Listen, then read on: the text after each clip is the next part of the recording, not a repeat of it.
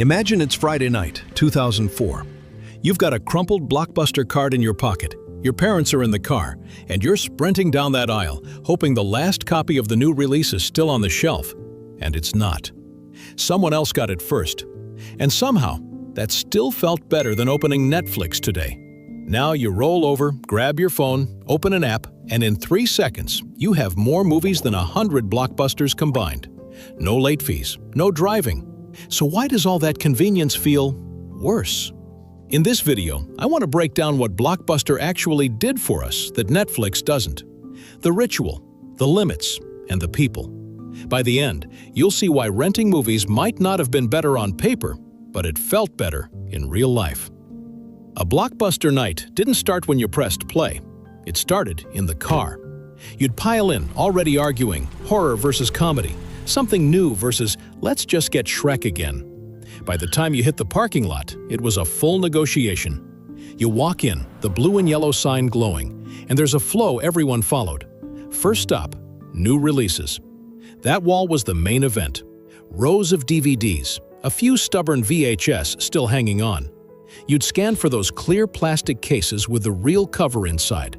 If it was just the generic Blockbuster placeholder, sold out. Try again next week. If you were a kid, this is where the bargaining started. Can we get 2? No. Okay, what if one is a family movie? You compromised your way into movie night. Then you hit the aisles.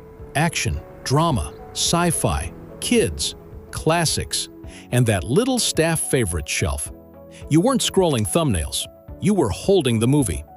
You'd pick up the case, read the back, check the tiny screenshots, see who was in it. And on the way to the register, you ran the snack gauntlet. Popcorn, candy, soda. The movie and the snacks were one package in your head. Movie night. All of that, the drive, the lights, the shelves, the choosing, was a slow build toward a single moment, sitting down to watch. By the time you got home, you'd already invested effort. You argued, you picked, you paid. You walked in with that blue and yellow bag like treasure. So when you finally hit play, it wasn't background noise. It was the payoff to the whole ritual. That's the first big difference. Back then, watching a movie felt like an event you prepared for. Now it's something you throw on while half-scrolling your phone. But that was only part of it. Because something else made Blockbuster work. The weird part? Blockbuster didn't have everything. And that might have been its secret weapon. You'd walk in dead set on Spider-Man 2. Every copy? Gone. Dodgeball? Gone. The Bourne Supremacy? Gone. Just empty slots where the hits should be. You're annoyed, but you're not leaving without a movie. You drove here, your family's waiting. You are renting something. So you pivot. You stop hunting for the perfect choice and start looking at what's actually left. Some random action movie you've never heard of. The cover is a guy with a mullet holding 2 guns. Tagline: 1 man, 1 mission, 0 mercy. It looks terrible. You flip it over. Why not? You bring it home, and it's weirdly fun. Or at least memorable. Because you committed. You gave it a real shot. Now this B movie lives in your personal canon. I literally discovered Run Lola Run this way. I went in for something else. It was gone. Saw this German film with a girl with bright red hair on the cover. Total whim. That night it blew my brain open. There is no version of me picking that first on Netflix when 1,000 other things are screaming at me. That's discovery through limitation. Not because you had every choice, but because you didn't. Now compare that to Netflix. You open the app, thousands of options, every genre, every era, all at once. You scroll, watch a few trailers, add stuff to my list. 15 minutes later, you're tired and you've watched nothing. That's choice paralysis. The more options you have, the more you panic about picking the wrong one. What if there's something better 3 swipes down? At Blockbuster, the world did the filtering for you. On a busy Friday, maybe 50 to 100 movies were actually on the shelf.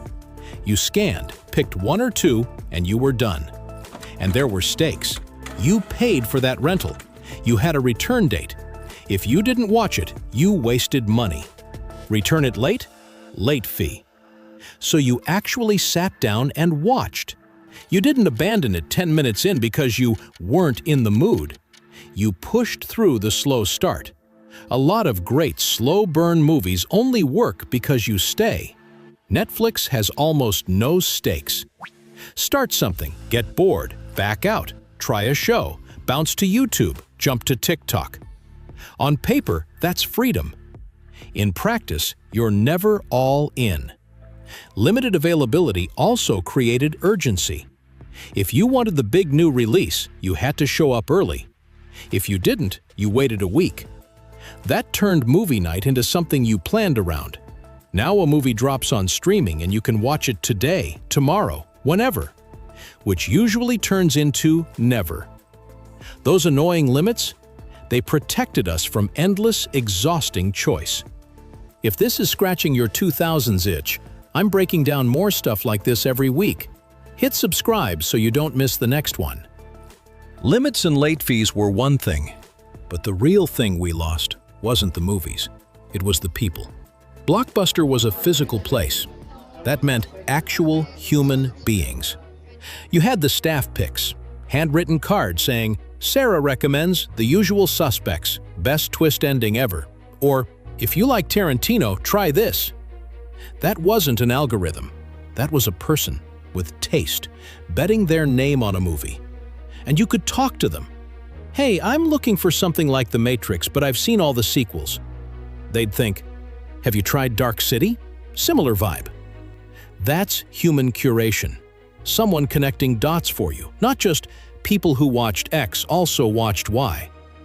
Then there were the other customers.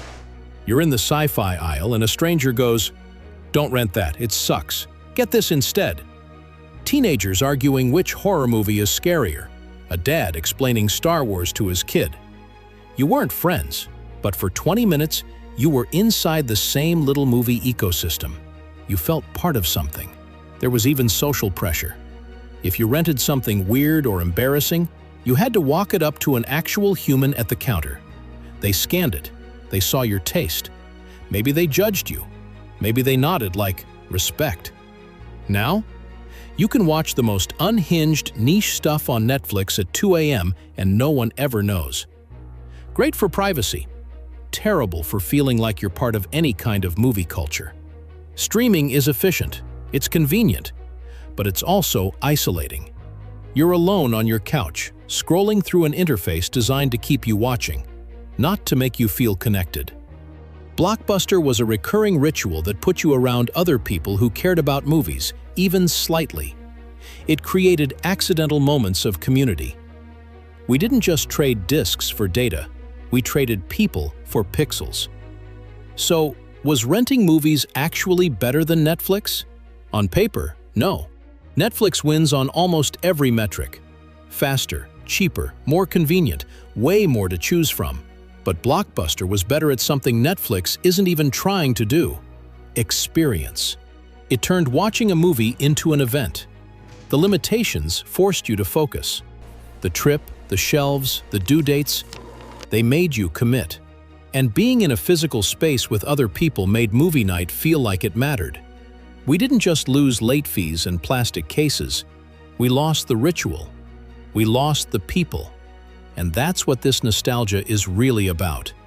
Not that the past was perfect, but that some things used to require effort, and that effort made them feel special. If you want to stay in this era, go watch my video, School in the 2000s Hit Different. Here's why. It's the perfect companion to this Blockbuster nostalgia. Same decade, same energy, that same feeling that somehow things just felt better back then. Click it, and I'll see you over there.